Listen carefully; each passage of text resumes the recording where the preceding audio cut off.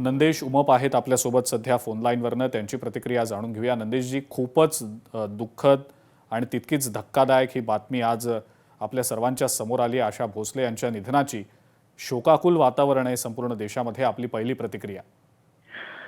आशाताईंना मी भावपूर्ण श्रद्धांजली अर्पण करतो. आशाबाई बरोबर अनेक वेळा आमचा योग आला कार्यक्रम करण्याचा किंवा त्यांना भेटण्याचा. मला एक प्रकर्षानं आठवण आठवते.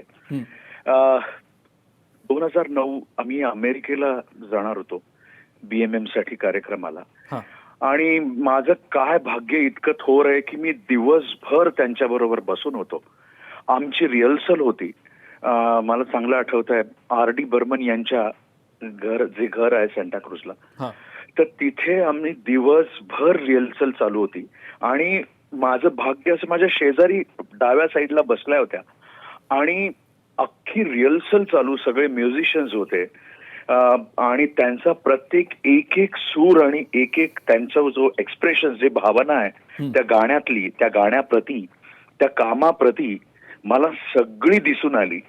म्हणजे मध्ये कीबोर्डने एक काहीतरी पीस असा चुकीचा वाजवला तर त्याने तो त्याला करेक्ट करून दिला की अरे तू जरा थोडासा, ते मला असं वाटतंय तिकडे थोडं चुकलंय तुझं, जरा बघ, तोपर्यंत मी तुमच्यासाठी नाश्ता करते. आणि त्या बाई आत गेल्या.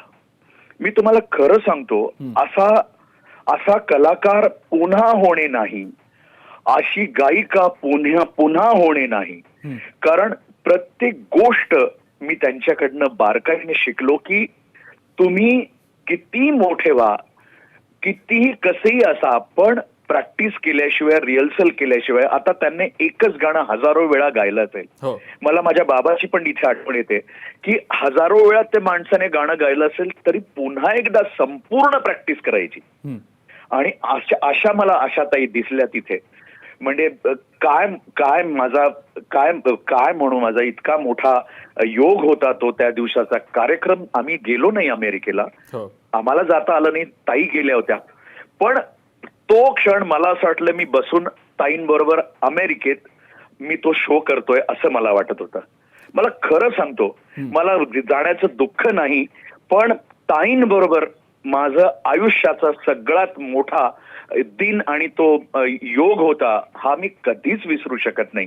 त्यानंतर 50वा जेव्हा कलश आला तेव्हाही आम्ही सगळे, लता दीदी, सुरेश वाडकरजी होते, दिग्गज, मला वाटतं बाळासाहेब पण होते तेव्हा. आणि मोठा सोहळा झाला होता बँड्राला आणि त्यांच्या पाठीमागे राहून आम्ही गात होतो. तो एक क्षण मी कसा विसरू. मला खूप आठवण येते. आणि त्यांच्या प्रत्येक गोष्टीने, काय म्हणतो ना, आमच्या कलाकारांना शिकलं पाहिजे, त्या शिकवून गेलेल्या आहेत.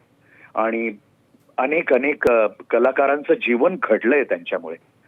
अगदी खरंय नंदेशजी. आणि जसं तुम्ही मगाशी देखील म्हणालात, वैविध्यपूर्ण अशी गाणी त्यांनी पूर्ण जवळपास एक 6-7 दशकं त्या गात होत्या. म्हणजे फक्त मराठी किंवा हिंदीत नाही तर इतर भाषांमध्ये सुद्धा त्यांनी इतकी गाणी गायलेली आहेत की त्यांची ही गाणी ऐकल्यावर असं वाटत राहतं की म्हणजे किती वैविध्य आहे याच्यामध्ये, काय काय गायलंय आशाबाईंनी. आणि अशा पद्धतीची गाणी ऐकायला मिळणं या पुढच्या काळात कदाचित ते होईल, नाही माहीत नाही, पण हे अधिराज्य गाजवणं म्हणजे काय असतं ते त्यांच्या गाण्यांकडे बघून आपल्याला कळतं. त्याबद्दल बिलकुल. मला इथे आणखी एक गोष्ट आठवते.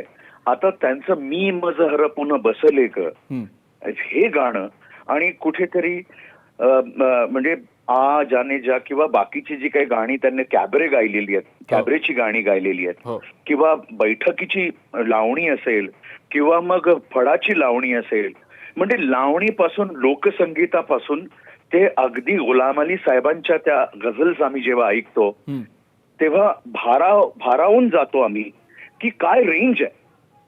म्हणजे आशाताईंची रेंज काय होती, आवाजाची तर रेंज होती, पण त्यांच्या गायकीची रेंज, गझल, ठुमरी, दादरा, क्लासिकल, लोकसंगीत, लावणी, म्हणजे प्रत्येक संगीताच्या प्रत्येक काय म्हणून आपण याला त्यांनी स्पर्श केलेला आहे.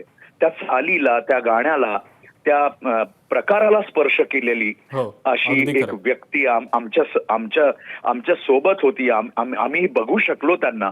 आमचं भाग्य. आणि आणखी एक भाग्य मी सांगेन, त्या रात्री पाऊस होता. हा चित्रपट जो नरेंद्र भिडेने संगीतबद्ध केला होता, गजेंद्र अहिरेचा होता.